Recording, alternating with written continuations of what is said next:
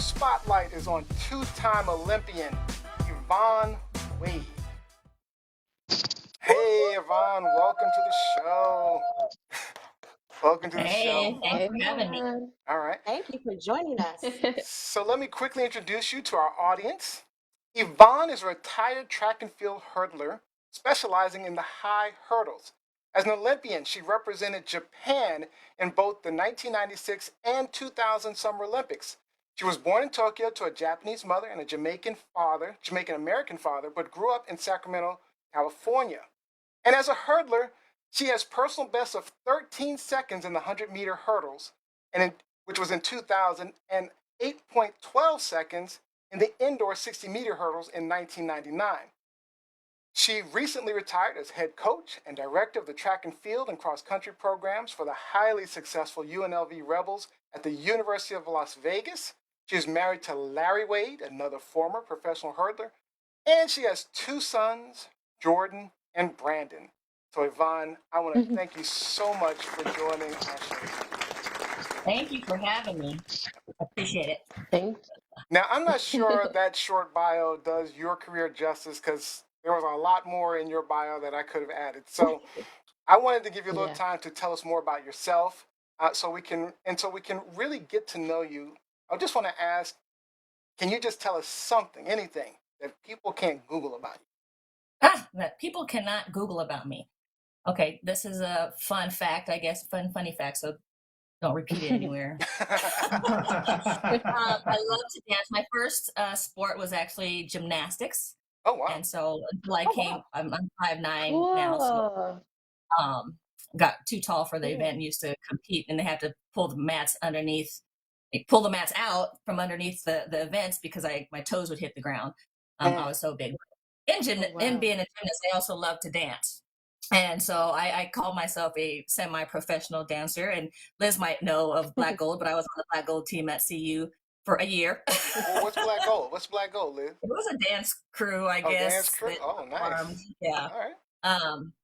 But later on in life, I was at a event. I'll say it. I was at a bar with some friends.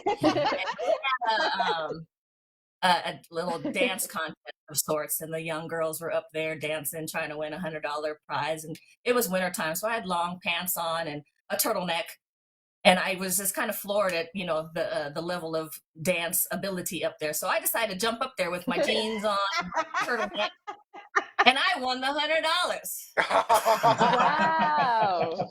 So, You had to let them know. You had to let them know. I had to let them know. All right. So I'll find that on Google. So was there anything else you wanted to add, or? Well, no. Did I miss anything off your bio? I might have missed something. No, been a coach for 22 years and decided to put the stopwatch up this year and transition to other things. And I'm still going to stay in athletics and got a administrative job at our local junior college here. So I'm excited to help that athletic department grow and help young coaches, have a successful career. That's fantastic. I'm actually going to turn things over to our sports correspondent, Lizzie. So for the next few questions. Sports correspondent and fellow CU buff. So Yvonne and I went to the University of Colorado together. So whoop, whoop, whoop. Couldn't find my CU buff shirt today. Otherwise, I would have had it on. But again, thank you for joining us, Yvonne. Hold on one thing. I want to point out, Jacqueline Robinson says, sounds like you were in the middle of Rhythmless Nation. Sorry, I was this, Yvonne, was that a bar in Boulder? No, it was in Sacramento. Okay. I was about to say, because if it was in Boulder, then I can understand the Rhythmless Nation. I can understand. Right. But yeah, so Yvonne and I went to college together. She was on the track team. Now, I think when I was there, when you were there, it was still the Big 8, right? The Big 8 conference? Okay. Mm-hmm. So I remember, there was like a track clique. So Yvonne was like the head hurdler, the head female track athlete. Not for cross, because you weren't cross country. She was strictly sprint. So what did you think when you were at CU Boulder, right? Did you envision an Olympic career? Like how did that process come about for you? Yeah, absolutely not. I actually, my track career was really short. I only ran 1 year in high school.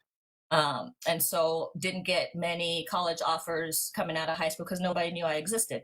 Um, when Colorado had recruited me late in the game in the summertime, I took a visit to Boulder, and it was nice and sunny and beautiful. And that was the furthest campus away from Sacramento, California that had recruited me. And I had a couple of other Sacramento athletes going there at the time. So I decided to become a Buffalo and got to Colorado with really limited track and field experience. So everything that I did, my coach then, Yolanda Johnson Hall now, developed me into a pretty phenomenal college hurdler, and made an Olympic team for Japan. And that wasn't purely by accident too, my senior year in college. So that was kind of cool. Wow. So how did you choose hurdles versus just regular sprint? Well, like I said before, I was a gymnast slash dancer, so that seemed like the most natural transition. I used to leap over things all the time, and those, split leaps are slower and more graceful. So I figured that would be a good move for me. And at first it wasn't. It was terrible. But I stuck to it, got some private coaching on the side, and got to be one of the best out there. And so then how did the opportunity to represent Japan come about? Like Neo said, you were born in Japan. Your mother is Japanese, but you lived in the United States. You lived in Sacramento. So how did that transition come about? Yeah, so I got recruited to Colorado. Obviously, they had no idea I was Japanese at all. Just recruited a high school kid out of Sacramento. My junior year in college, we had some kind of NCAA violation or something. So we weren't allowed to go to the NCAA. So our coaches had suggested that we go to the USA championships. And I was like, I don't think I can go because I'm not American. And they looked at me like, what? What do you mean you're not American? I was like, I'm Japanese. And I, showed them my passport and my green card.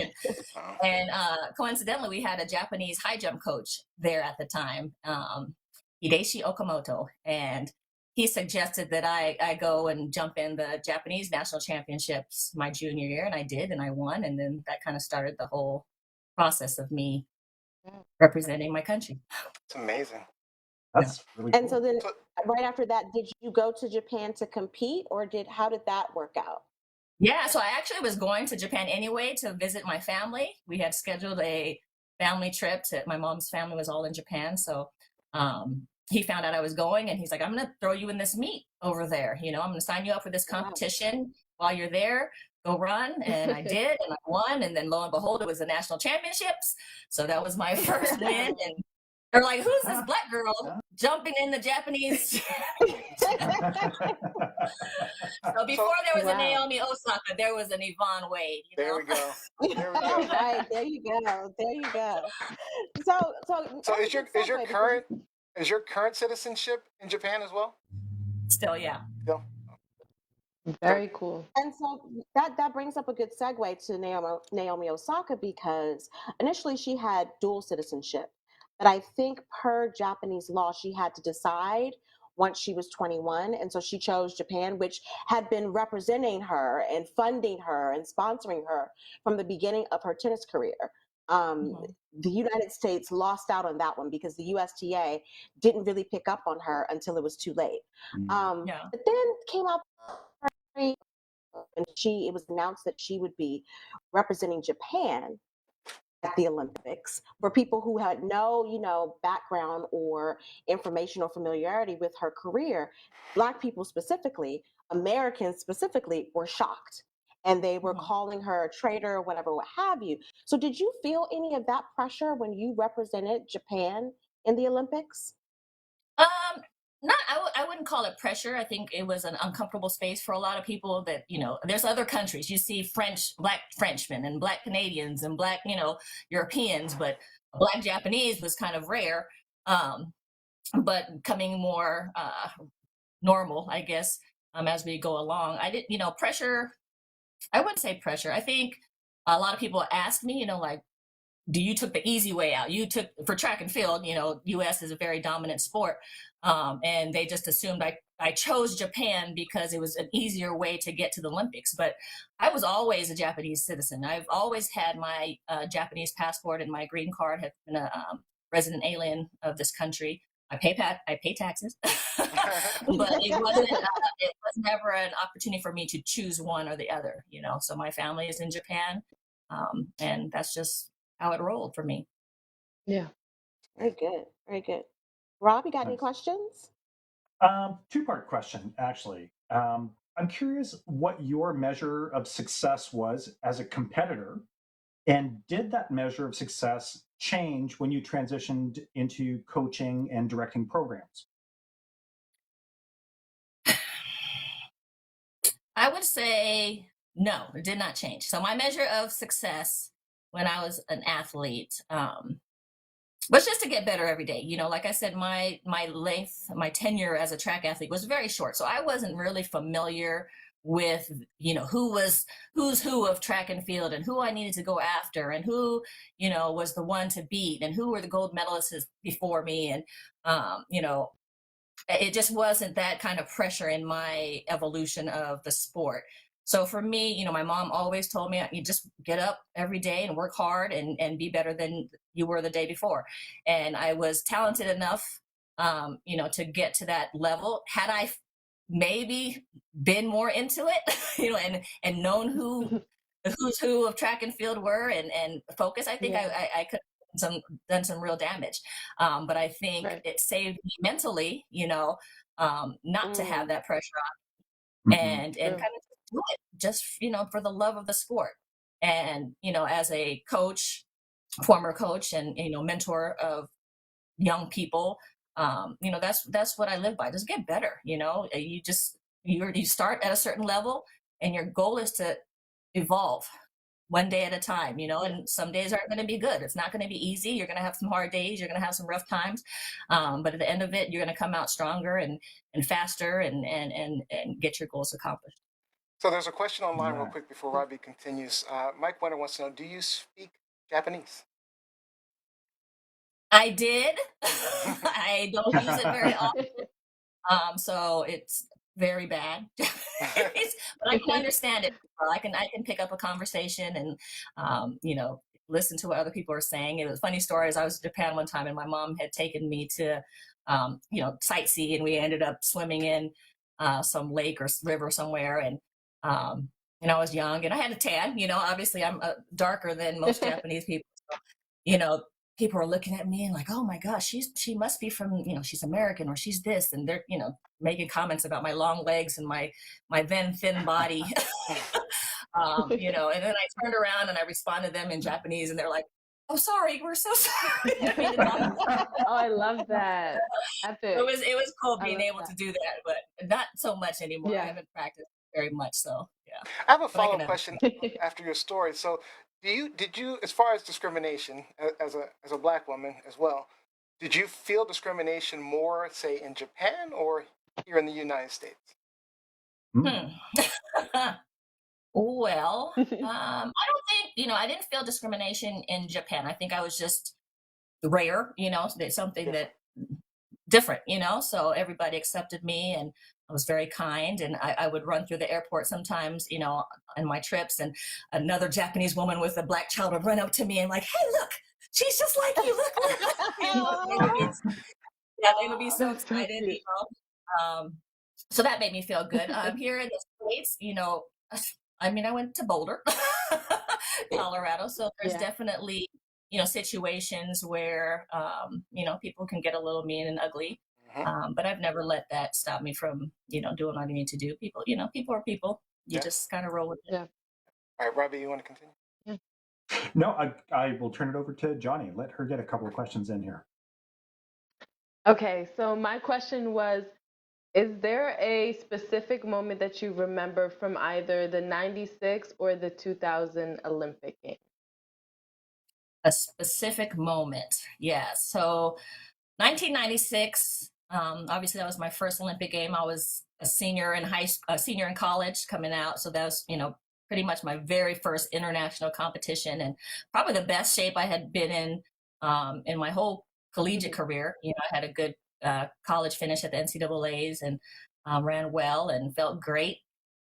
So what happens is you're at a warm-up facility, warming up for your event, and then you take a little shuttle over, and then they have these like corrals before your race. So you go through your shoe check and your uniform check. And so by the time you get through all of that, and then you get escorted out to the main stadium where there's 100,000 people, you know, it's like, raw, you can hear the noise, you know.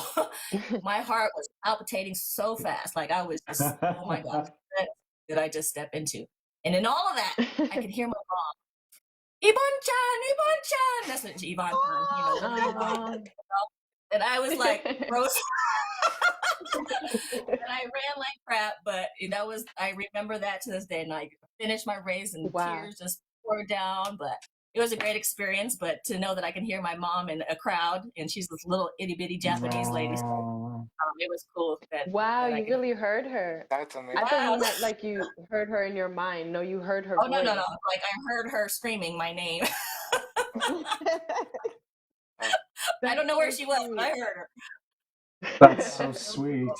So yeah, that is very. Then how did that experience differ? How did the '96 experience differ from 2000 Sydney? So Sydney, you know, gave me about 4 more years of experience, and you know, competing against some of these top ranked people. It's different, you know, competing in college and then going off and traveling around the world and you know, flying 12, 15 hours for a 13-second race to come back. Kind of teaches you some things. So it gave me a little bit of experience in that realm. I had some training partners then to kind of help push me in the space. So I made it 3 out of the 4 rounds in Sydney. Didn't make the finals, but I felt good. I think at that time there was a lot of, you know, just other stuff going on in the Olympics. As always, there's always some kind of drama. So, you know, I was just in my own space. I didn't let all the other stuff affect what I was trying to do. So I had fun. It was a cool trip. So I kind of have a follow-up question here. Okay, go ahead. Just because you touched based on, you know, hearing your mom in a group of 100,000 voices. So that's 100,000 fans versus an empty stadium.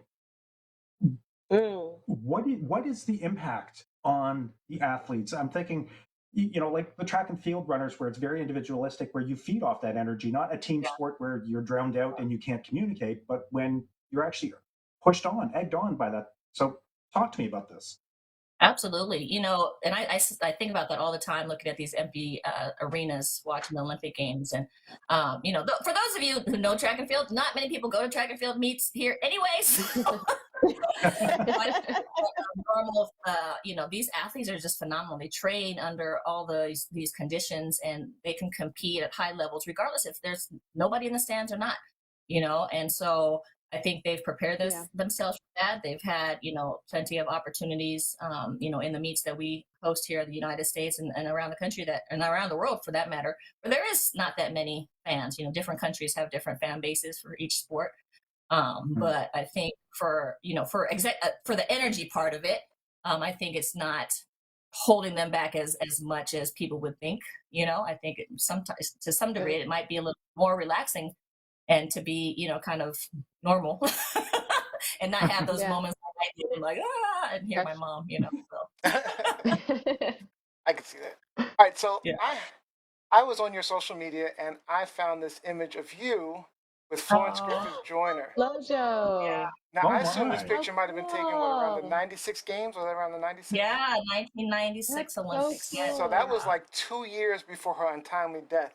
So what was it like meeting her and having met her? What do you think about this new FloJo biopic that's starring Tiffany Haddish? Tiffany Haddish.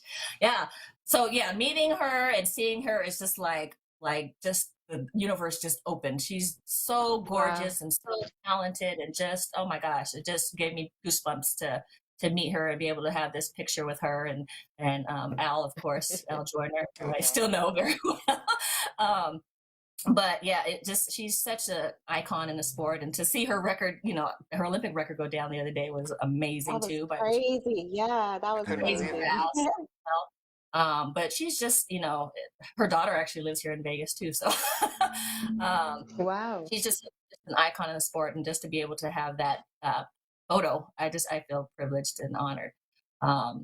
And then what was your second part of that question? So what do you think about this new biopic by Oh, Tiffany yeah. Haddish? We had it as a topic on one of our shows, so I'm curious your thoughts. I mean, it's about time, I think I would love to see her story. I think Tiffany would be a great person to I do role too. model. I do too, I don't know her track background, but she's No. phenomenal. Yeah. I'm sure there's But not. she's an actress, so she can fake it, Right. So I think telling her story will be, phenomenal, and to see that happen, and to see Tiffany's talents. She's such a diverse actress, and to put another layer on top of that, I think it would be phenomenal for her, and I think everybody will be surprised. So if there's haters out there, watch her. She's gonna do well. Okay. I just want to point out a comment online before we go to Lizzie. No, I was just putting my hand up as a Haddish hater, but She was like, I'm the hater. Oh, Lizzie. Yeah, Fred Hargrove says she is, I'm but she's hopeful. I am training. hopeful it's gonna be. She is training. She lost a ton of weight, they said. So, Yeah. She But, did lose a lot of weight. but Mike Winter says, I cannot unsee the lifted dude behind y'all.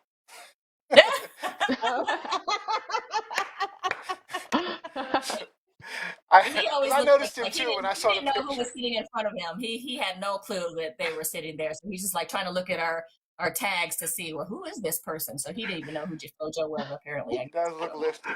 But real quick, I want to get Lizzie in for another question. But with Sha'Carri Richardson out, who are the people we should be watching this year? Well, obviously the three Jamaicans that just yeah, killed it. I mean, they killed it. Those Jamaicans, They yeah. killed it. Yeah, there's so much new talent. I was at the NCAA championships as my last collegiate coaching, to do, I guess, and just watch the phenomenal college athletes that are coming out of the college. They're so young and so, so much talent ahead of them. And I'm excited to see, what they bring moving forward, with Sha'Carri not being there this year. Obviously that sweep with Jamaica was inevitable. But she's going to be back, and I think even better, and hopefully she learned from the experience. But the Jamaicans are killing it, and I'm going to have to just give props to my other half of me. True. Oh, Jamaica! Lizzie, did you have any final questions? Just in terms of the actual games in Tokyo, so it sounds like you've been watching some of the Olympics over the past week or so. What is your impression of all of the stories that are coming out, particularly one that the game should have been postponed for another year, two, with all of the controversies in terms of doping and cheating, or even Simone Biles and the pressure that she said, she felt that forced her to take some time to be in tune with herself and step away from competing. What is your impression? Like, one, would you have gone? Do you think, to the Tokyo Games this year? Yeah, I actually had tickets. I was going to take my sons last year and had purchased flights and all that stuff. And obviously that got canceled, and contemplated going back this year again, but decided, it was just too much. I'm glad they pushed forward with it. I know a lot of people are, kind of weary that it went on. I'm glad, athletes, and you got to balance health, international health and wellness, and then what these athletes go through. So it's kind of, it's a hard choice, but as a former athlete, I know what they put their bodies through, and to go 4 years for a goal and then have it be pushed back another year and then potentially another year. It just, it's difficult, mentally, physically, emotionally, all of that. So I'm glad they went on with it. I'm glad that they decided to not have spectators. I hope that they're being safe over there and taking every precaution. I think, more people just got to get vaccinated. I know that's not a cure-all for what's going on, but at least it'll help in some degree. So, everybody has to just do their small part, don't have large gatherings and parties and hanging out and keep putting yourself at risk, to potentially pass it on to another person who's an athlete. I was at the college meet, and, we would find out about one person that affected, their group, that, now 10 people can't go because one person decided to Mhm. do something they weren't supposed to do. So it just takes, one choice, and, people work very hard for this moment. So don't sacrifice, don't take any chances, but I'm glad they went on. And then to the Simone Biles, conversation, I'm disappointed in a lot of the, comments that people have, for multiple of these athletes, Simone and Naomi, and, that they've failed the country and all that, that's, it's disappointing to see people who never competed at that level and know the sacrifice. Simone has nothing to apologize for. She has No. been the top, and to Yeah. do what she done with her body and potentially get hurt by it, she made a great decision to pull out, because that's I life or agree. death. Somebody sitting Yeah. on the couch watching them has no right to have an opinion about that.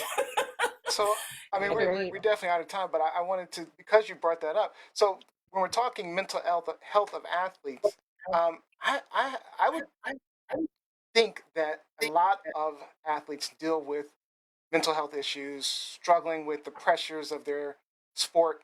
Um, do you think this is going to be something that's going to be on, like for the future? Athletes are going to probably feel more comfortable to pull out, take care of their mental health, just like they do as when they have a physical injury? Absolutely. It's a different era. I competed 20 some odd years ago, and things are different. Everything is social media driven. Pressure now is instant. You can see how many people like you, see how many people make comments about you, Mm-hmm. you know. So that they're absorbing that 100,000 times faster than we used to. Because no, I couldn't look online and see my phone and see who likes me or not.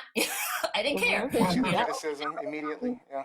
Yeah, it's immediate. True. So, to understand that dynamic and have, people be aware of that, and know that these athletes, are under so much pressure as it is physically, and to multiply that by, public pressure and public scrutiny, it's a lot. So I think mental health is going to be on the forefront of a lot of things, as it should be. And people got to take care of their wellness for sure.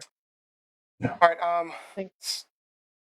There are a couple of questions. There's a couple of comments. I just want to try to see if I can get through them quickly. So, Jacqueline Rob says people need to be reminded that Angela Bassett had to train to play Tina Turner, right? I hope we are not comparing Angela Bassett's acting chops to Tiffany Haddish.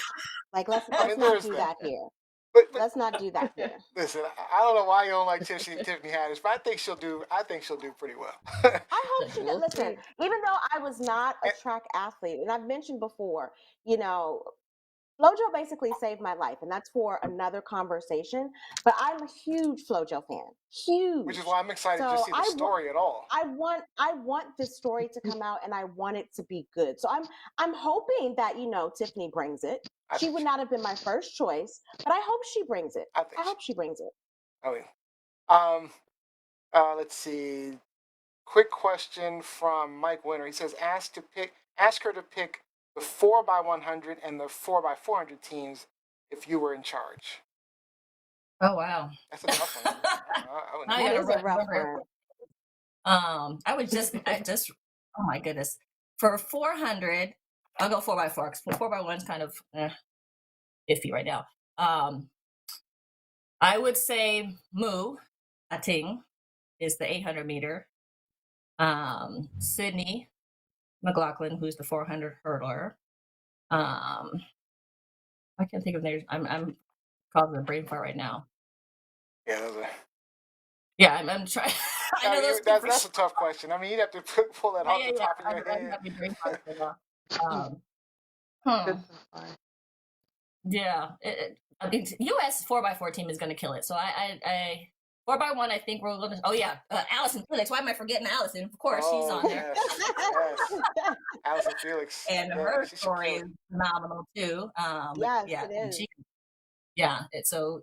She's definitely, despite everybody's criticisms, or not criticism, but her plight and her motherhood now, she's gonna be a strong leg on that team, as always. So I wish her 100% well. So that's 3. Who's the 4th one? I can't even think of the names right now. I'm having a brain fart. Oh yeah, no, they'll lose terribly if I was. Terribly. I might pull a hamstring in the first 10 meters. For sure. I'm trying to think of who's the That's first all right. guy. Well, Yeah. if you think of it before we close out, you just name Yeah, the for fourth sure. person. And so, really, I just want to point out, Jacqueline Rom says the issue with Simone Biles reminds me so much of the pressure that gymnast Kim Zemesco faced years ago because she got off to a rocky start in the Yes. Olympics. There were Yes. and there were denunciations from the floor of Congress of her. And then Darren Winter says Simone and Naomi should not apologize. We do not hear how white athletes have suffered from mental health issues as well. So, all right, that's all the comments we have time for. So Yvonne, I want to thank you for joining us, but I do want to give you, any last words, a moment for any last words, or tell people where they can find you online on social media, etc. So I'll turn it over to you. Yeah, well, I appreciate the opportunity to be on here. I'm excited to see the rest of these Olympic Games and see the phenomenal athletes that around the world compete under these circumstances. It's been a crappy couple years, and to see people, just lift themselves up and evolve in such a way is just phenomenal. And I wish everybody well and stay healthy and stay blessed. And you can find me on Instagram, Twitter, Facebook still, even though, I guess somebody told me that was for old people. It is actually, Yvonne Wade, which is why I love it. there. So, yeah. And any shout outs you want to give? Any shout outs you want to throw out there? Shout out to my husband, Coach Larry Wade. He was my assistant coach at UNLV for a very long time, and he was a hurdler at Texas A&M, and he also strength and conditioning coach for a lot of boxers. And he's going to be speaking in Chicago this weekend at the OSP convention with Mike Tyson. So he's a phenomenal speaker, and I'm excited for him. So we're going to take a trip up to Chicago and let him do his thing. So I'm very proud of you, baby. Shout out to you. Very cool. Nice. All right. Well, again, thank you so much for joining us, and we'll look to have you back at some point. Yeah, absolutely. Anytime. Absolutely. Sounds good. All right. Thank you again. Thank you, Yvonne. Hey, Thank you, Yvonne.